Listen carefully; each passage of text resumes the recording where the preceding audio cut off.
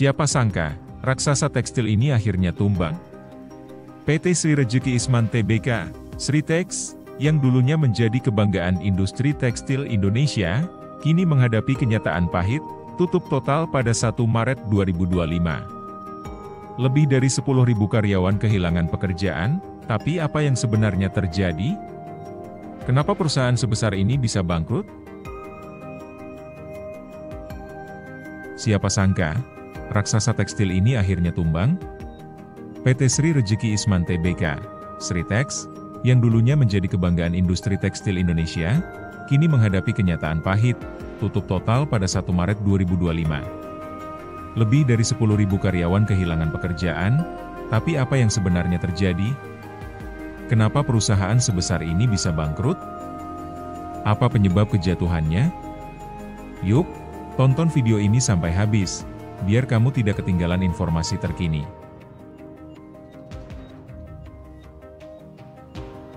PT Sri Rejeki Isman Tbk, atau lebih dikenal sebagai Sritex, adalah salah satu perusahaan tekstil terbesar di Indonesia yang bergerak dalam produksi kain, benang, hingga pakaian jadi. Perusahaan ini memiliki sejarah panjang dan pernah menjadi pemimpin di industri tekstil, baik di pasar domestik maupun internasional. Sritex bermula dari sebuah usaha kecil bernama Sri Rejeki, yang didirikan oleh H.M. Lukminto, di Pasar Klewer, Solo. Berkat inovasi serta ekspansi yang agresif, usaha ini berkembang pesat menjadi pabrik tekstil besar. Pada era 1980 hingga 2000-an, Sritex mulai memperluas lini bisnisnya dari sekadar produksi kain menjadi industri tekstil terpadu, mencakup pemintalan benang, penenunan kain, pencelupan, hingga produksi pakaian jadi, sekaligus merambah pasar ekspor dan menjadi pemasok tekstil untuk berbagai negara. Keberhasilannya terus berlanjut hingga tahun 2013, ketika Sritex resmi melantai di Bursa Efek Indonesia, BI, dengan kode saham SRIL, memperkuat posisinya sebagai pemasok utama seragam militer untuk berbagai negara, termasuk Indonesia, Jerman, Uni Emirat Arab, dan beberapa negara NATO, serta mulai menggarap pasar fashion dan tekstil umum. Sebagai perusahaan tekstil terpadu, Sritex memiliki kontrol penuh atas seluruh proses produksi, mulai dari pemintalan benang, penenunan kain, pencelupan finishing, hingga produksi pakaian jadi atau disebut dengan garment, termasuk seragam militer dan pakaian fashion.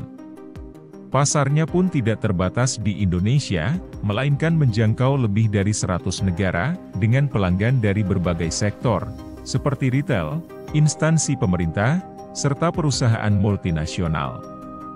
Pada masa puncak kejayaannya, Sritex memiliki lebih dari 50.000 karyawan, menjadikannya salah satu perusahaan tekstil terbesar di Asia Tenggara, dengan ekspansi yang masif melalui akuisisi aset dan perluasan pabrik di Jawa Tengah. Kejatuhan Sritex bukan terjadi dalam sekejap, melainkan melalui serangkaian krisis keuangan yang terus memburuk selama beberapa tahun terakhir. Pandemi COVID-19, pada tahun 2020 hingga 2021, menjadi titik awal dari kehancuran ini, saat permintaan global turun drastis, sementara biaya produksi tetap tinggi, menyebabkan kesulitan keuangan dan likuiditas bagi perusahaan. Masalah semakin parah ketika pada Mei 2021, Sritex mengalami gagal bayar utang sebesar 12,9 triliun rupiah, 830 juta dolar Amerika. Sehingga beberapa kreditur mengajukan gugatan penundaan kewajiban pembayaran utang, PKPU. Berusaha menyelamatkan diri, Sritex melakukan rekonstruksi utang sepanjang 2022 hingga 2023, namun upaya ini gagal karena kondisi bisnis tidak membaik dan utang terus menumpuk. Akhirnya, pada Oktober 2024, Pengadilan Niaga Semarang menetapkan Sritex dalam status pilot setelah perusahaan tidak mampu memenuhi kesepakatan dengan para kreditur.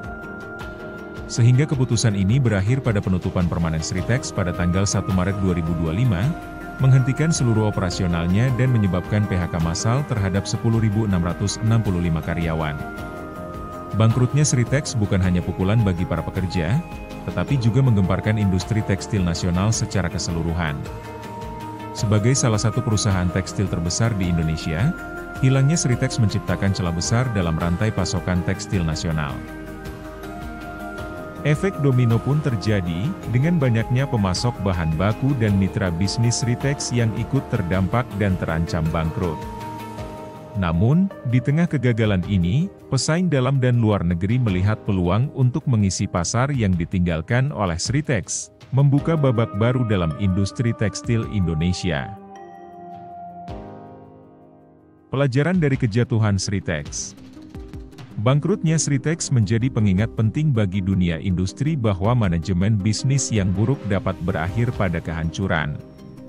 Salah satu faktor utama kegagalan Sritex adalah manajemen keuangan yang tidak terkendali, di mana perusahaan melakukan ekspansi besar-besaran dengan pinjaman besar, tetapi gagal mengelola utangnya saat kondisi ekonomi memburuk, yang akhirnya berakhir pada gagal bayar. Selain itu, ketergantungan tinggi pada pasar ekspor dan kontrak militer membuat Sritex kesulitan saat permintaan turun akibat pandemi. Hal ini menunjukkan bahwa diversifikasi pasar sangatlah penting, agar bisnis tetap stabil dalam menghadapi perubahan ekonomi global. Selain itu, transparansi keuangan dan tata kelola yang baik juga harus dikedepankan, terutama bagi perusahaan yang memiliki utang besar, agar strategi keuangan tetap berkelanjutan. Sayangnya, Sritex terlambat mengambil langkah perbaikan. Di sisi lain, industri tekstil terus berkembang dengan inovasi baru dan tren fashion yang lebih berkelanjutan. Kurangnya adaptasi terhadap tren dan teknologi terbaru membuat perusahaan seperti Sritex tertinggal dan sulit bersaing dengan kompetitor yang lebih inovatif. Meskipun Sritex telah resmi dinyatakan pilot, masih ada beberapa hal yang perlu diperhatikan. Penyelesaian aset dan utang. Aset perusahaan akan dilelang untuk melunasi sebagian utangnya kepada kreditur dan investor. Dampak jangka panjang terhadap industri tekstil. Hilangnya Sritex membuka peluang bagi perusahaan tekstil lain di Indonesia untuk mengambil alih pasar, tetapi mereka juga harus berhati-hati agar tidak terjebak dalam masalah keuangan yang sama. Nasib para karyawan, ribuan pekerja yang terkena PHK membutuhkan solusi dari pemerintah dan industri agar mereka bisa kembali bekerja atau beralih ke sektor lain. Kisah kejatuhan Sritex menjadi pelajaran berharga bahwa ekspansi bisnis tanpa pengelolaan keuangan yang matang bisa menjadi bumerang, dan hanya perusahaan yang mampu beradaptasi dengan perubahan yang bisa bertahan di tengah persaingan industri. Dengan tutup Sritex, Indonesia kehilangan salah satu ikon industri tekstilnya. Kejatuhan ini menjadi pelajaran penting tentang manajemen keuangan dan strategi bisnis dalam menghadapi perubahan pasar yang dinamis. Dari kejayaan hingga kehancuran, kisah Sritex adalah cerminan betapa pentingnya manajemen keuangan yang sehat, strategi bisnis yang adaptif, dan tata kelola perusahaan yang baik. Kebangkrutan ini bukan hanya akhir dari sebuah perusahaan besar, tetapi juga pelajaran bagi industri tekstil Indonesia agar lebih siap menghadapi tantangan di masa depan.